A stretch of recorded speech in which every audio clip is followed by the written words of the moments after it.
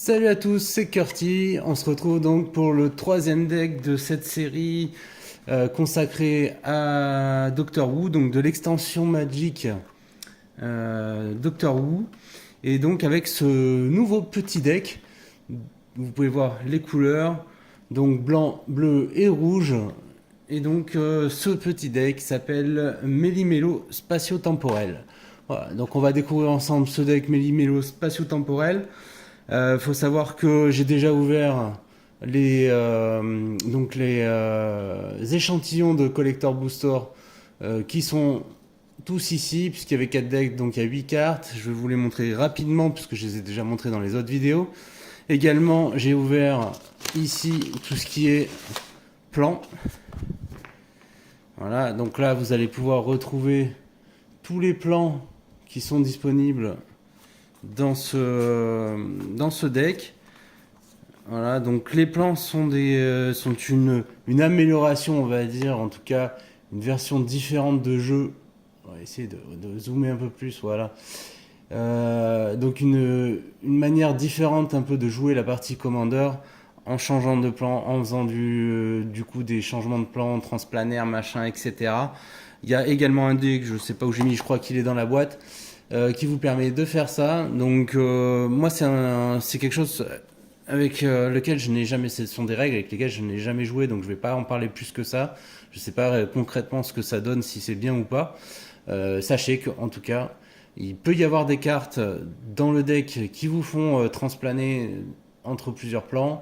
Il peut y avoir du coup toute cette mécanique qui est présente. Alors on l'a vu dans le deck précédent, il y avait une ou deux cartes, c'est quand même très minoritaire.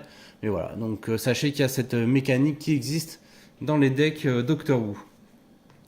Alors, pour passer à la suite, donc je vous le disais, on va passer rapidement sur tout ce qui est deck et donc cartes des collecteurs boosters échantillons. Donc j'ai eu le premier docteur en format un peu spécial. Voilà. J'ai eu également Astrid Peth. Voilà. Toutes les cartes sont en full art puisque c'est des cartes qui sont normalement dans les boosters collector. On a Graham O'Brien, pardon. On a l'identité fracturée. On a la désinfection temporelle. Le Valéard et le maître crépuscule de Gallifrey. Voilà. Donc, je ne vais pas revenir plus que ça dessus puisque j'en ai déjà pas mal parlé. Donc ça, ce sont les cartes que j'ai eues dans les collectors booster échantillons. Et on va s'attaquer vraiment au deck, cette fois-ci, Méli-Mélo spatio-temporel. Alors, comme d'habitude, le petit compteur de points de vie, donc customisé, ça c'est cool. Le dé, je vous l'avais dit, vous le voyez là au fond. Voilà, et donc toutes les cartes. Hop, on va refermer la petite boîte qui va bien. Qu'on voit pas d'ailleurs à l'écran, je vais la mettre comme ça, tiens, ça peut être sympa. Et donc, hop, voilà. On va pouvoir ouvrir ce paquet. Alors, ce qui est cool, c'est déjà, j'ai pas galéré. Ça, c'est une bonne nouvelle. Comme d'habitude, enfin, en tout cas, vous le verrez dans toutes mes vidéos, je vais enlever tout ce qui va être token, qui sont à la fin.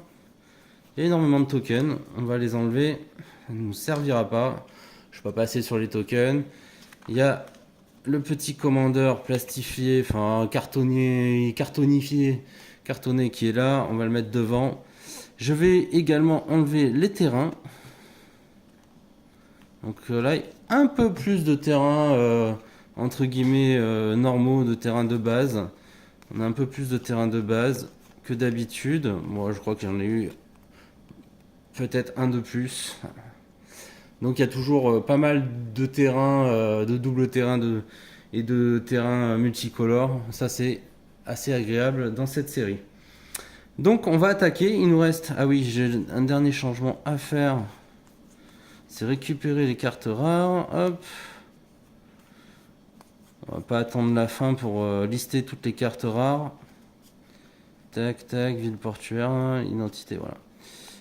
Hop. Je suis désolé de faire ça devant vous, ça vous spoil un peu les résultats. Mais c'est pas grave. Au moins, on verra ça dans un bon ordre.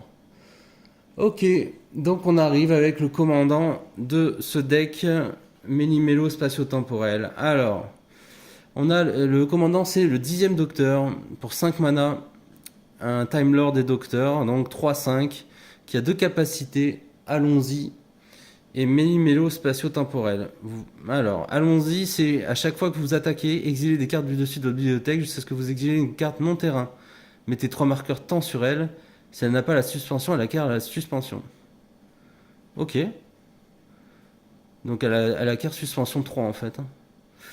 Ok, bon bah c'est pas trop mal. Ensuite on a donc il a l'autre capacité, c'est Méli-Mélo spatio-temporel justement. Pour 7 mana en incolore. J'essaie de pas trop bouger, excusez-moi. Hop.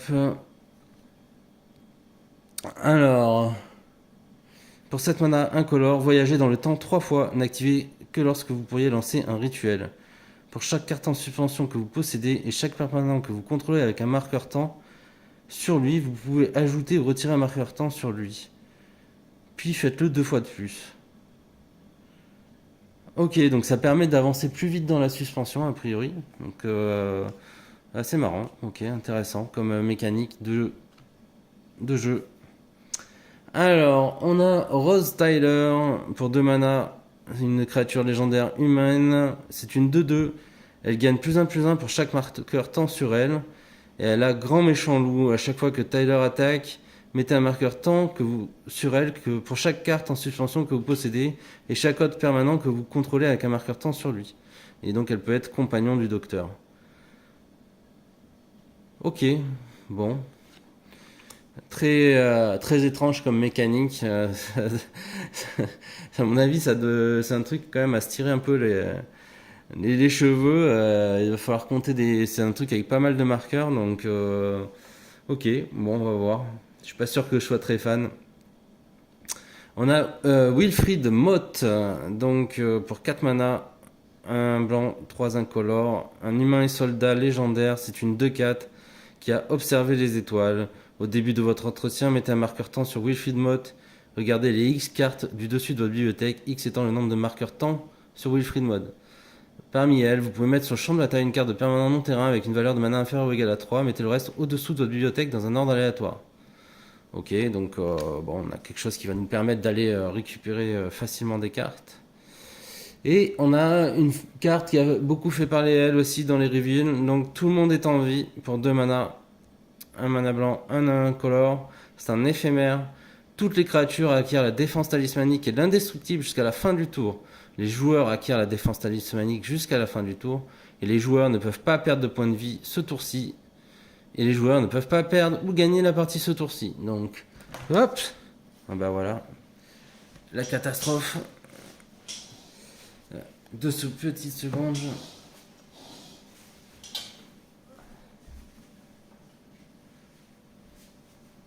Ça commence mal. Alors, on la reprend. On reprend là où on en était. Donc, tout le monde est en vie. Bon, une superbe carte qui permet de couper pas mal de combos et pas mal de de combos, notamment qui vont essayer de vous faire perdre la partie en un tour, puisque vous allez un peu tout annihiler pendant le tour. Et vu que c'est un éphémère, vous allez pouvoir le faire en réponse. Donc voilà, une carte très très forte qui a, comme j'ai dit, beaucoup fait parler d'elle lors des reveals et qui va être certainement très jouée. Hop. Tout va redevenir poussière. Donc pour 10 mana quand même, hein, 3 mana blancs, 7 incolores. C'est un rituel qui a convocation. Et avec, donc vous allez pouvoir exiler toutes les créatures, excepté celles qui partagent un type de créature avec une créature qui a convoqué ce sort. Tous les artefacts et tous les enchantements. Ah ouais, c'est sympa. Ok, j'aime bien l'idée. J'aime bien l'idée, tout simplement. 4 coups. Donc pour 3 mana, 2 incolores et un blanc. Un enchantement qui a disparition 4. Il arrive sur le champ de bataille avec 4 marqueurs temps sur lui. Au début de votre entretien, retirez un marqueur temps. Quand le dernier marqueur est retiré, sacrifiez-le. Et il va faire en sorte qu'au début de votre première phase principale, vous piochez une carte. Ok, donc c'est un enchant qui va vous permettre de piocher une carte de plus pendant 4 tours. Pour 3 mana. C'est pas si mal. Le Pandorica, pour 3 mana, 2 incolores, 1 blanc, un artefact légendaire. Vous pouvez choisir de ne pas dégager le Pandorica pendant sa phase de dégagement. Pour 2 mana, on l'engage. Il va permettre de dégager un autre permanent dans non-terrain ciblé, puis il passe hors phase. Il ne peut pas passer en phase tant que le Pandorica reste engagé. Et quand la Pandorica devient engagée ou quitte le champ de bataille, ce permanent passe en phase. Ok, bon, ça permet de faire du contrôle. Est-ce que ça permettrait... Moi, ça peut permettre aussi de ne pas perdre, une créature, ou en tout cas une carte que vous possédez, puisque je pense que vous pouvez le faire sur... Oui, vous pouvez le faire sur vos permanents à vous également. Alors, le mariage de Riversong, pour 3 mana, un blanc, 2 incolores, un rituel, vous piochez 2 cartes, puis vous exilez une carte non-terrain de votre main avec sur elle un nombre de marqueurs temps égal à sa valeur de mana. Puis un adversaire ciblé fait de même. Les cartes exilées de cette manière, qui n'ont pas la suspension, acquièrent la suspension. Et vous voyagez dans le temps. Pour chaque carte en suspension que vous possédez, et chaque permanent que vous contrôlez avec un marqueur temps sur lui, vous pouvez ajouter ou retirer un marqueur temps. Ok. La progéniture adipose. Elle a émergence 6, c'est une créature extraterrestre pour 4 mana, qui est une 2-2. Alors qu'est-ce que l'émergence? Vous pouvez lancer ce sort en sacrifiant une créature et en payant le coût d'émergence, moins la valeur de mana de cette créature. Ok. Quand la progéniture adipose arrive sur le champ de bataille, crée un jeton de créature de 2 blanches extraterrestre. Si le coût d'émergence de la progéniture adipose a été payé, à la place, créez X jetons. X étant l'endurance de la créature sacrifiée. Ok, bon. Je suis pas super fan. Street Pet. Donc, vous l'avez vu, hein, je l'avais eu du coup en version collector. Donc, c'est une créature légendaire humaine pour 2 mana, un blanc, un incolore, qui est une 2-2. À chaque fois qu'elle arrive sur le champ de bataille ou que vous attaquez, vous pouvez créer un jeton, vous créez un jeton de nourriture. Elle a une capacité qui est votre rêve se réalise, et à chaque fois que vous sacrifiez un indice ou une nourriture, elle explore. Ok.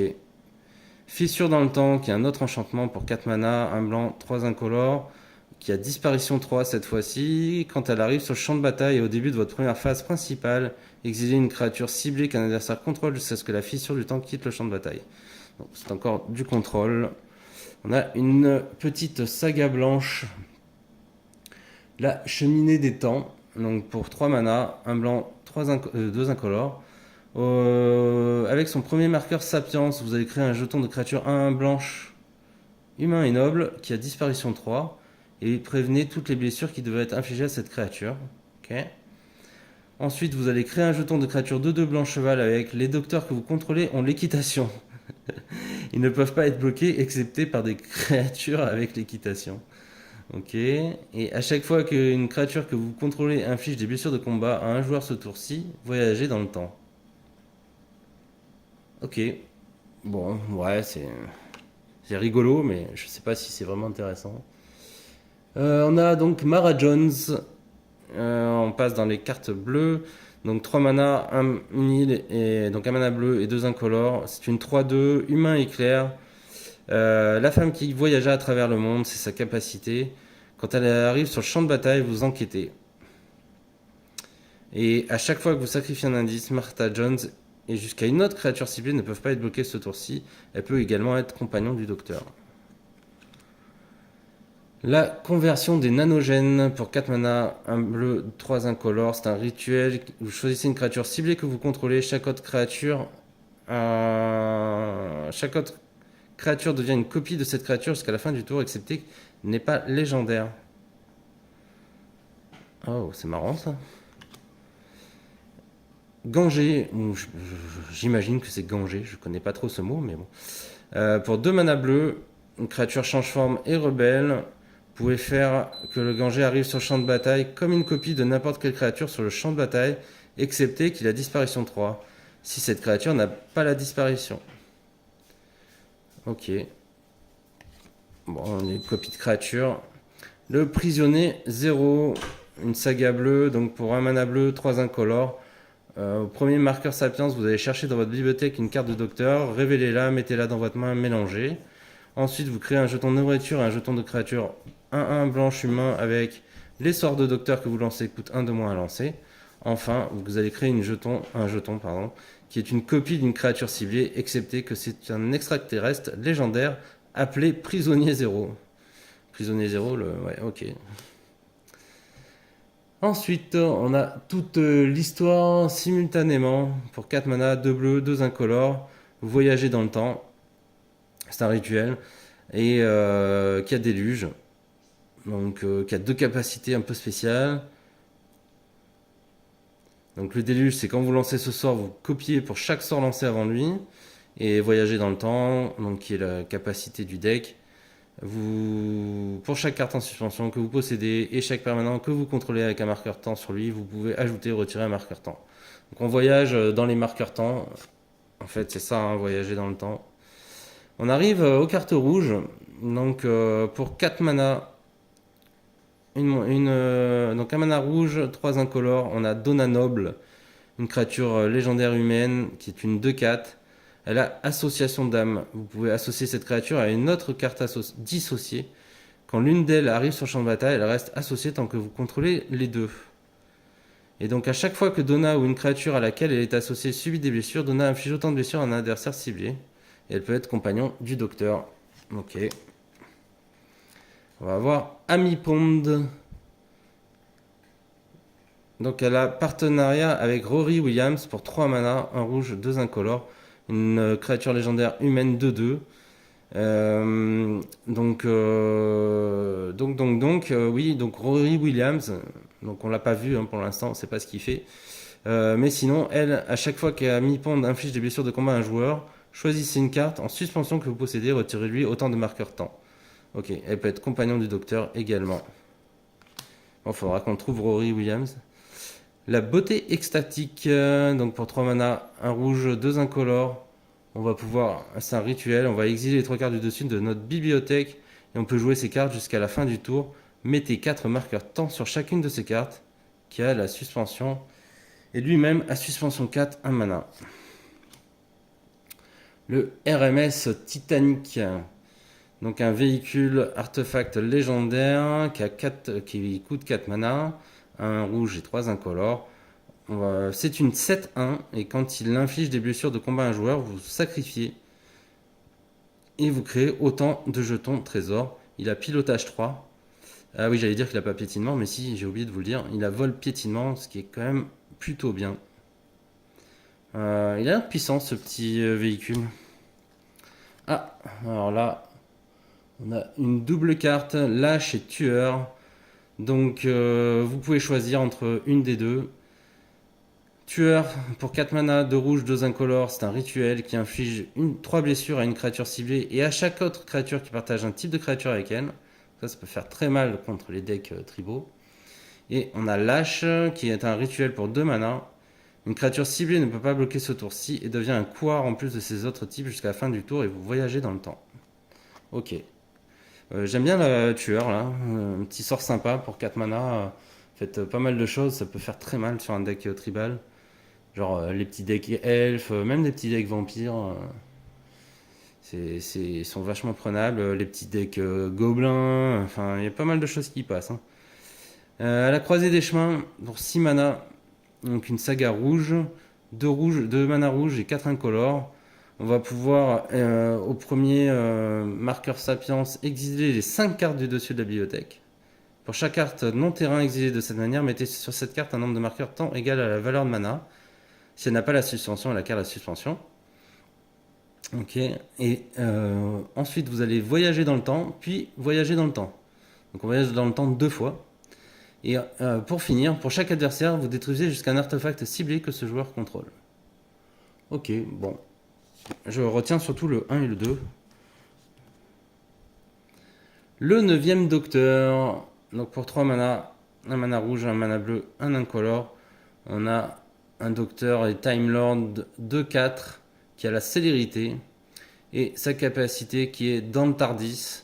À chaque fois que le 9e docteur devient dégagé pendant votre étape de dégagement, vous obtenez une étape d'entretien supplémentaire après cette étape. Ah, étonnant. Étonnant comme carte. On va avoir Sally Sparrow pour 4 mana. Donc un mana bleu, un mana blanc et 2 incolores. C'est une créature légendaire humaine et détective 2-3. Vous pouvez lancer les sorts de créatures comme s'ils avaient le flash. Et à chaque fois qu'au moins une autre créature que vous contrôlez quitte le champ de bataille, vous enquêtez. Cette capacité par contre ne se déclenche qu'une seule fois par tour. Ok, intéressant aussi. Jenny, l'erreur génétique. Donc pour 4 mana. Je sais pas si la caméra elle était bien. Ouais. Donc Jenny, l'erreur génétique pour 4 mana, un blanc, un rouge et 2 incolores. On a une 2-3 créature légendaire, Time Lord des soldats, qui a double init. Et à chaque fois qu'elle affiche des blessures de combat un joueur, elle l'explore. Ah, voici Rory Williams. Donc pour 2 mana, un blanc et un bleu. On a une créature légendaire, humain et soldat, qui est une 3-3. Elle a le partenariat avec Amy Pond, on l'a vu tout à l'heure. Elle a initiative et lien de vie déjà, donc ça c'est cool. Et elle a la capacité, le dernier centurion, quand vous lancez ce sort depuis autre part que l'exil, exilez-le avec 3 marqueurs temps sur lui. Il acquiert la suspension, puis enquêtez. Ok. Le 11e docteur. Donc pour 3 mana, un blanc, un bleu, un incolore. On a un docteur Time Lord 3-2 qui a la capacité Je vous parle. À chaque fois que le 11e docteur inflige des blessures de combat à un joueur, vous pouvez exiler une carte de votre main avec un nombre de marqueurs temps sur elle égal à la valeur de mana. Si elle n'a pas la suspension, elle acquiert la suspension. Ok, et pour 2 mana incolores, vous pouvez faire qu'une créature ciblée de force inférieure ou égale à 3 ne peut pas être bloquée ce tour-ci. Le docteur de la guerre, pour 4 mana, 2 mana incolores, 1 mana rouge, 1 mana blanc. On a donc une créature légendaire 3-5 Time Lord et Docteur. À chaque fois qu'au moins un autre permanent passe hors phase et à chaque fois qu'au moins une autre carte est mise en exil, depuis n'importe où, vous mettez un marqueur temps sur le Docteur de la guerre. Et à chaque fois que le Docteur de la guerre attaque, il inflige il affiche à n'importe quelle cible un nombre de blessures égal au nombre de marqueurs temps qu'il a sur lui. Si une créature donc qui a subi des blessures de cette manière devait mourir, elle est exilée à la place. Donc là, c'est à chaque fois qu'il attaque, ok, c'est pas mal. La régénération restaurée pour 2 mana, un mana blanc, un mana bleu, c'est un enchantement qui a disparition 12. Eh ben, dis donc. À chaque fois qu'au moins un marqueur temps est retiré des régénérations restaurées, vous faites regard 1 et vous gagnez un point de vie. Puis si les régénérations restaurées n'ont pas de marqueur temps sur elles, exilez-les. Quand vous faites ainsi, jouez un tour supplémentaire après celui-ci. Ah ouais, quand même. C'est quand même étonnant. Idris, l'âme du Tardis, pour 3 mana. Ce qui est étonnant dans l'autre, je reviens dessus, c'est qu'on a quand même une carte qui nous fait jouer un tour supplémentaire pour 2 mana au final. On sait juste qu'elle a disparition 12. Donc elle a quand même 12 marqueurs sur elle qu'il faudrait arriver à enlever. Mais on voit qu'il y a beaucoup de cartes qui nous font voyager dans le temps, donc potentiellement on arrive quand même assez rapidement à lui enlever des marqueurs. Quand on lui enlève les marqueurs, on fait un regard 1, on gagne un point de vie. Je la trouve vraiment pas mal, moi, ce petit enchant. Je vais quand même le remontrer rapidement. Hop, c'était ce petit enchant là, régénération restaurée. Je trouvais ça assez sympa. L'Idris, donc, âme du Tardis pour 3 mana, un incolore, un bleu et un rouge. Vous avez une 3-3 légendaire, humain et incarnation qui a disparition 3. Elle a aussi empreinte, c'est-à-dire que quand elle arrive sur le champ de bataille, vous exilez un autre artefact que vous contrôlez jusqu'à ce qu'elle quitte le champ de bataille. Donc elle permet de contrôler un artefact de l'adversaire. Et elle a toutes les capacités activées et déclenchées de la carte qui est exilée. Et elle gagne aussi plus explosif, c'est la valeur de mana de la carte exilée. Donc ça fait quand même pas mal de choses, cette petite Idris. Assez sympa. On est tombé sur des cartes sympas là, à la fin. Phase de boue. Phase de bouée, je sais pas comment on dit. Pour 4 mana, un incolore, un bleu, un rouge, un blanc. Vous avez une créature légendaire extraterrestre et conseillée qui est une 0-4. Quand vous l'engagez, vous pouvez lancer un sort avec la suspension depuis votre main. Si vous faites ainsi, payez son coût de suspension plutôt que de payer son coût de mana. Ok, marrant. Courez si vous voulez vivre un mana bleu, un mana rouge, c'est un éphémère. Une ou deux créatures ciblées acquièrent chacune la célérité jusqu'à la fin du tour. Elles ne peuvent pas être bloquées ce tour-ci, excepté par des créatures avec la célérité. Et elle a également une capacité qui est échappée pour 4 mana. Vous exilez 4 autres cartes de votre cimetière. Le jour du docteur, une saga, donc 3 mana incolore, un rouge, un blanc. Les 3 premiers marqueurs sapiens, vous allez exiler des cartes du dessus de votre bibliothèque jusqu'à ce que vous exiliez une carte légendaire. Vous pouvez jouer cette carte tant que le jour du docteur reste sur le champ de bataille. Vous pouvez mettre le reste des cartes exilées au-dessous de votre bibliothèque dans un ordre aléatoire. Et donc vous allez pouvoir faire ça pendant 3 fois hein, quand même. Donc exiler les cartes du dessus de votre bibliothèque jusqu'à ce que vous exiliez une carte légendaire. D'accord. Donc c'est quand même pas mal. Ça fait pas mal de cartes d'advantage. Et donc pour finir, au 4e marqueur, choisissez jusqu'à 3 docteurs. Vous pouvez exiler toutes les autres créatures. Si vous faites ainsi, il inflige 13 blessures. Il vous inflige, pardon, 13 blessures. Ok. Bon, à voir, à voir. On a une nouvelle double carte. La chute du Gallifrey et plus jamais. Donc la chute du Gallifrey pour 6 mana, 2 rouges, 4 incolores. C'est un éphémère qui inflige 4 blessures à chaque créature. Et si une créature ayant subi des blessures de cette manière devait mourir, vous l'exilez à la place. Bon, c'est un peu cher. Et plus jamais pour 3 mana, 1 blanc, 2 incolores. Vous avez un éphémère. N'importe quel nombre de créatures ciblées que vous contrôlez passe hors phase. Ok, donc ça c'est cool pour pouvoir contrôler. Défendre en tout cas. Les dinosaures dans l'espace pour 6 mana, 4 incolores, 1 rouge, 1 blanc. Vous allez invoquer donc une créature dinosaure 7-7 qui a vigilance et piétinement. Et les autres dinosaures que vous contrôlez gagnent +1/+1, la vigilance et le piétinement. Oh, intéressant. Elle a suspension 4 pour 5 mana.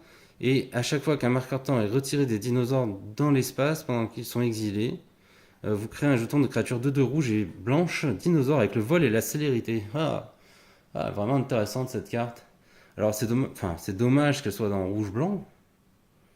Parce que c'est pas là où on a le plus de dinosaures, hein, même si en rouge il y a quand même des petits dinosaures. Mais là c'est vraiment une carte qu'on aimerait bien voir avec du vert quoi. Kate Stewart, donc pour 4 mana, un incolore, un bleu, un rouge, un blanc. Vous allez invoquer une humaine et scientifique légendaire 3/3.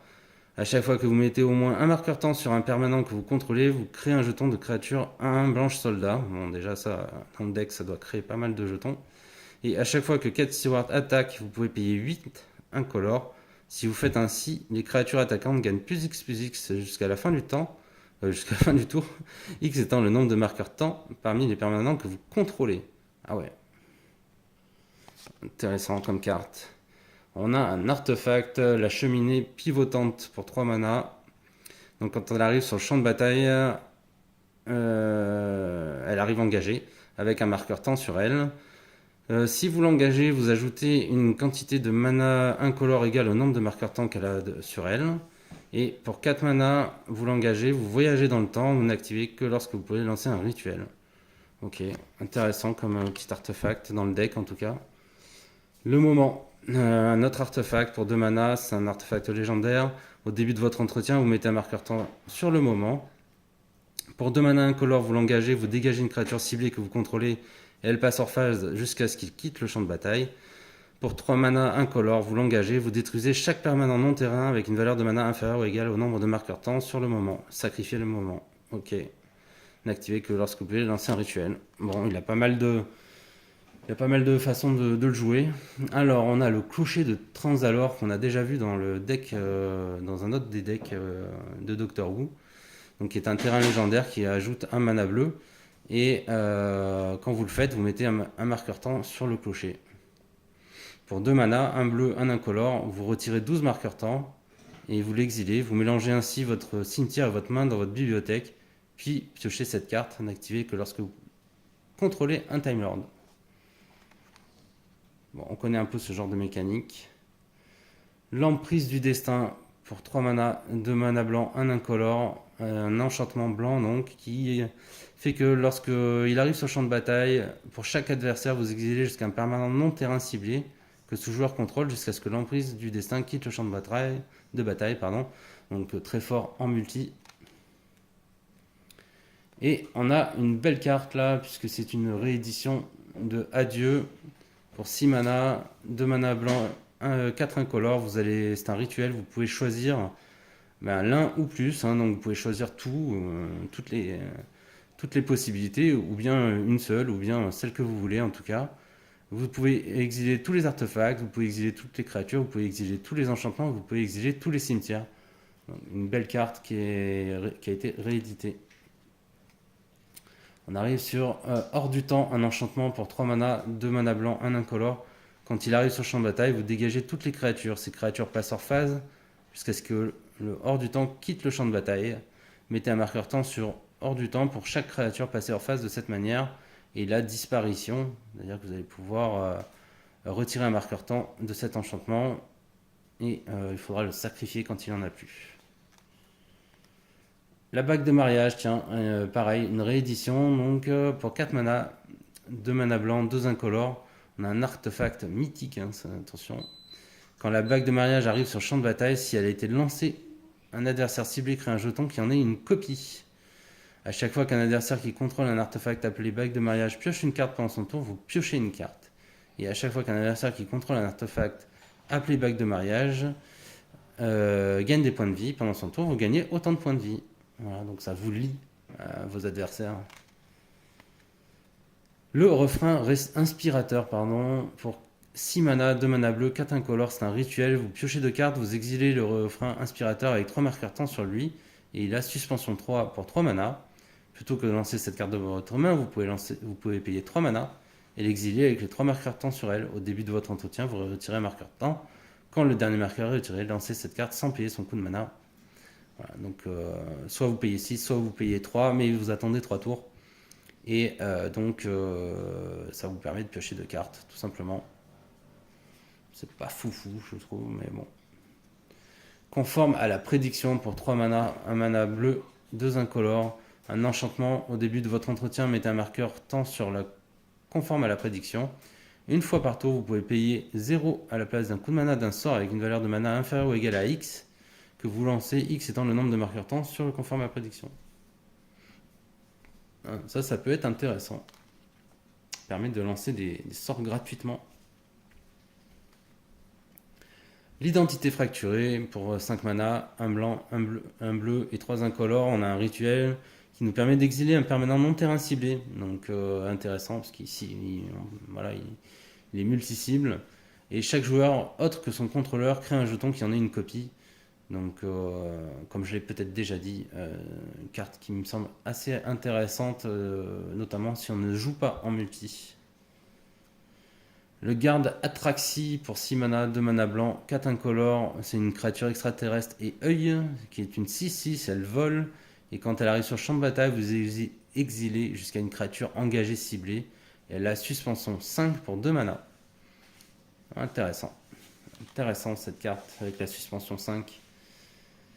Méli-mélo spatio-temporel, bon bah voilà, c'est le rituel du deck, pour 2 mana, 1 mana blanc, non, 1 mana bleu, 1 mana incolore. Vous allez pouvoir voyager dans le temps et piocher une carte. Donc oui, en effet, c'est assez intéressant. C'est une commune, c'est assez marrant. Et s'intègre très bien dans ce deck, automatiquement. Le scarabée du temps, 1 mana bleu, 1 mana blanc, 1 mana incolore, je veux dire. Une créature, vous allez invoquer une créature extraterrestre et insecte, qui est une 1-1 et qui a furtivité. Elle ne peut pas être bloquée par des créatures de force supérieure.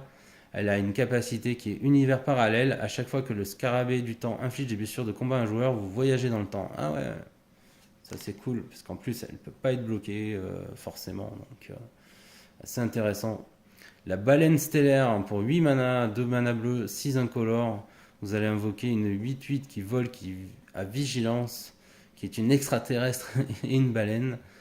Les autres créatures que vous contrôlez acquièrent la parade 2 et a la suspension 6 avec 2 mana à nouveau.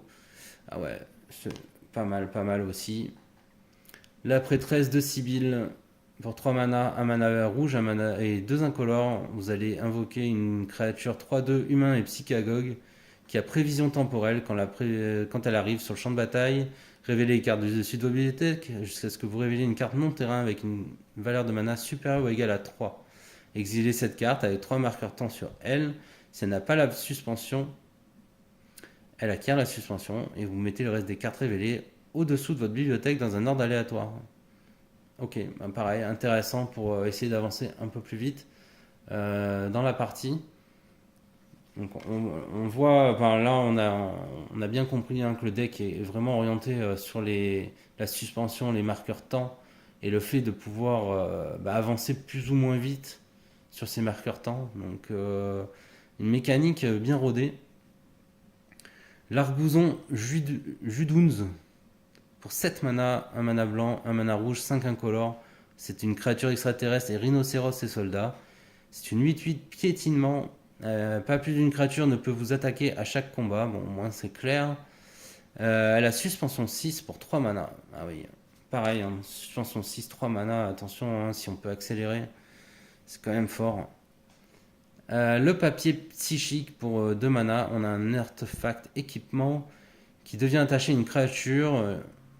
Non, c'est lorsqu'il est attaché à une créature, on choisit un nom de carte de créature et un type de créature. La créature équipée obtient parade 1 et elle ne peut pas être bloquée. Et son nom et son type de créature sont les derniers noms et types de créatures choisis. Ok, donc on peut changer a priori. Un peu bizarre comme carte. Le Tardis, donc le véhicule qu'on a déjà vu aussi dans un autre des decks. Pour 2 mana, on a une 2-4 qui vole et à chaque fois qu'il attaque, si jamais on contrôle un Time Lord, le prochain sort que l'on lance ce tour-ci à la cascade. Et en plus, on peut transplaner. Il a pilotage 2. Ce que je vous disais tout à l'heure sur le fait de transplaner.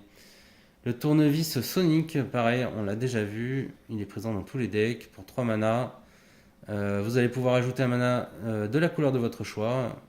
Ensuite, vous pouvez dégager un autre artefact ciblé. Vous ne pouvez pas le dégager lui-même, bien sûr.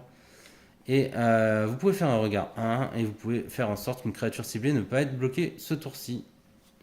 Voilà. Bon, là, on va rentrer dans les cartes de réédition. Donc, je ne vais pas toutes les passer trop de temps dessus. Cacher d'ésotérisme que vous connaissez, l'anneau solaire que vous connaissez. La clepsydre, peut-être que celle-là, par contre, on ne la connaît pas. Moi, je ne la connais pas. Donc, pour un mana bleu, on a un éphémère qui a rappel 3. Vous pouvez payer 3 mana incolores supplémentaires au moment où on lance ce sort. Si on fait ainsi, on met cette carte dans notre main au moment où il se résout. Choisissez un marqueur sur un permanent ciblé ou une carte en suspension ciblée. Retirez ce marqueur de ce permanent de cette carte. Vous mettez un autre de ces marqueurs sur elle. Donc en fait, ils ne sont pas limités au marqueur temps, donc c'est ça qui est pas mal dans cette carte. L'urne de pensée qu'on a déjà vu, la pierre de l'esprit également, le talisman de créativité, les jambières d'éclair, le talisman de conviction, les étendues sauvages en évolution, la ville portuaire. Je vais juste vous les lister parce qu'elles font la même chose que dans les autres decks. Voilà, ce sont des doubles terrains qui ont soit le regard 1, soit qui ne s'engagent pas. Enfin, voilà, ce sont des terrains assez utiles. Voilà. Le temple de l'illumination. La prairie ruisselante. Les terres arables irriguées. La plage désertée. La forteresse glaciaire. L'immensité de ciel couvert. Le temple de la révélation, le lacis pyrogèle, une scène de théâtre qui est intéressante parce qu'elle peut être une copie donc d'un terrain ciblé, excepté qu'elle a cette capacité. Donc très très intéressant pour copier des terrains justement qui ne sont pas des terrains de base. Le lacis calmerage, la salle de guerre,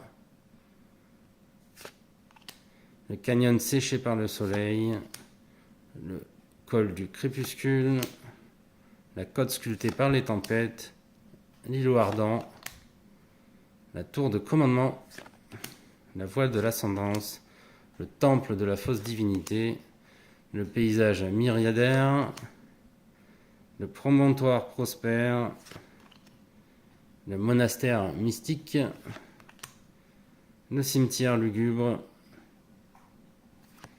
et le palais des Malandrins. Voilà, bah écoutez, on a tout vu. Je ne sais pas ce que vous pensez de ce deck. Il me paraissait un peu compliqué au départ, hein, parce on est rentré directement sur donc sur toutes les cartes un peu, un peu complexes et puis assez fortes, etc. Puisque j'ai commencé par les rares. Mais c'est différentes cartes qui permettent de voyager dans le temps et de retirer, d'augmenter les marqueurs, etc., etc. Les marqueurs temps, hein, bien sûr. Avec la suspension, la capacité de suspension, etc. Laisse présager quand même un deck qui peut être rapide. Il y a quelques grosses créatures aussi hein, qui peuvent faire peur et peuvent être finalement jouées assez rapidement. Donc à voir. À voir, à voir. Pareil, hein, j'ai hâte de le tester, voir un petit peu comment sort cette mécanique. Après, difficile d'intégrer cette mécanique dans avec d'autres cartes ou dans d'autres decks. On notera quand même les rééditions de Adieu, notamment, et la nouvelle carte aussi qui permet de sortir des combos. Donc, ils sont deux cartes potentiellement que je vais prendre d'ailleurs pour pouvoir les jouer dans d'autres decks. Mais sinon, sur le reste, je ne sais pas trop. Il faudra voir aussi entre eux les différents decks, voir si on peut pas faire un autre deck avec ces quatre decks, puisque à chaque fois il y a les docteurs et Time Lord. Donc voilà, en tout cas, ça laisse présager un bon petit moment sympathique voilà, de fun et de test. Voilà, du coup, je sais pas ce que vous en pensez, n'hésitez pas à le dire dans les commentaires. Il nous reste un dernier deck et on aura fini l'ouverture de ces 4 decks dédiés à Doctor Who et qui sont, ma foi, qui m'ont l'air assez réussis, hein. Je vous dis à très très bientôt pour une prochaine vidéo. Ciao ciao ciao.